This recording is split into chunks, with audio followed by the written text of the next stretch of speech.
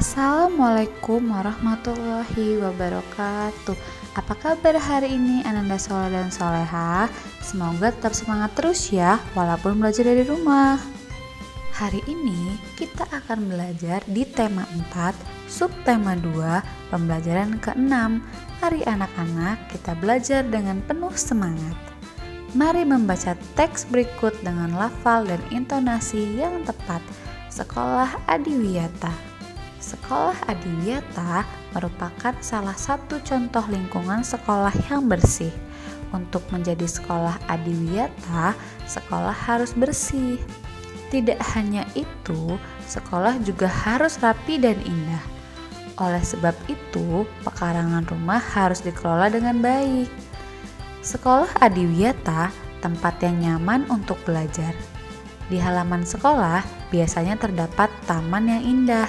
Ada juga pohon yang rindang untuk berteduh dan belajar. Di setiap tempat disediakan tempat sampah. Hal ini bertujuan agar siswa tidak membuang sampah sembarangan. Di sekitar sekolah juga dipasang slogan. Slogan itu berisi imbauan agar siswa hidup bersih dan sehat. Semua sekolah ingin menjadi sekolah Adiwiyata. Nah, informasi apa yang kamu peroleh dari teks di atas? Ya, informasi di atas tentang sekolah Adiwiyata yang merupakan salah satu contoh lingkungan sekolah yang bersih. Coba amati gambar di samping dengan teliti. Apa isi gambar di samping? Tentang lingkungan sekolah yang bersih. Bagaimana dengan lingkungan sekolahmu? Amati pekarangan sekolahmu. Apa saja yang kamu lakukan agar pekarangan sekolahmu bersih?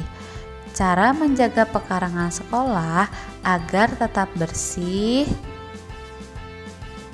Pekarangan sekolahku bersih.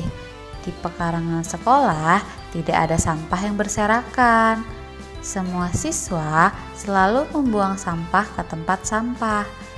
Di depan setiap kelas juga ada taman bunga yang bersih. Rumput yang mengganggu selalu dibersihkan.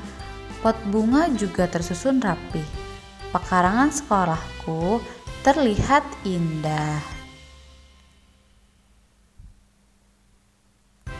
Semua warga sekolah bertanggung jawab menjaga kebersihan sekolah. Semua warga sekolah harus menunjukkan sikap hidup dalam kebersamaan. Hidup dalam kebersamaan merupakan wujud dari persatuan. Hidup dalam kebersamaan banyak manfaatnya. Sebaliknya, tidak hidup dalam kebersamaan juga ada akibat buruknya.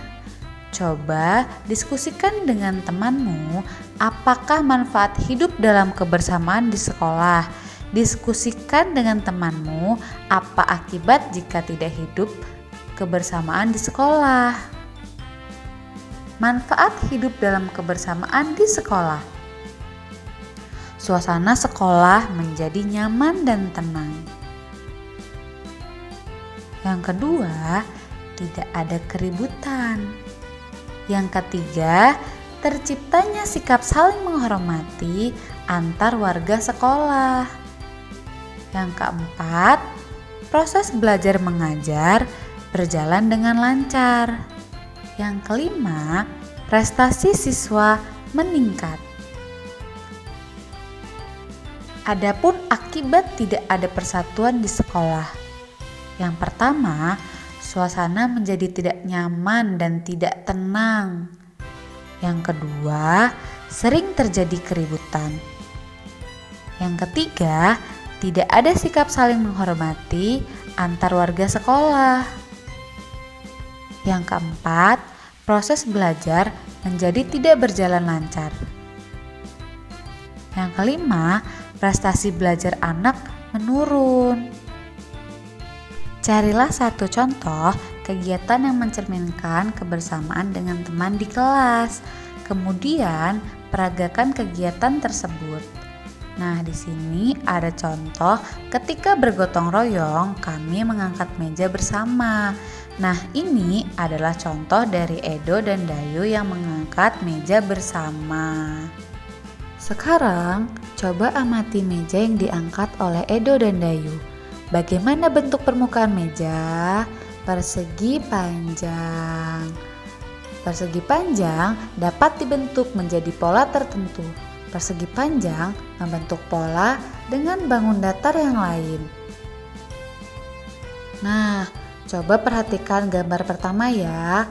Ada persegi panjang, segi 5, persegi panjang, segi 5, persegi panjang, segi 5, persegi panjang, dan segi 5.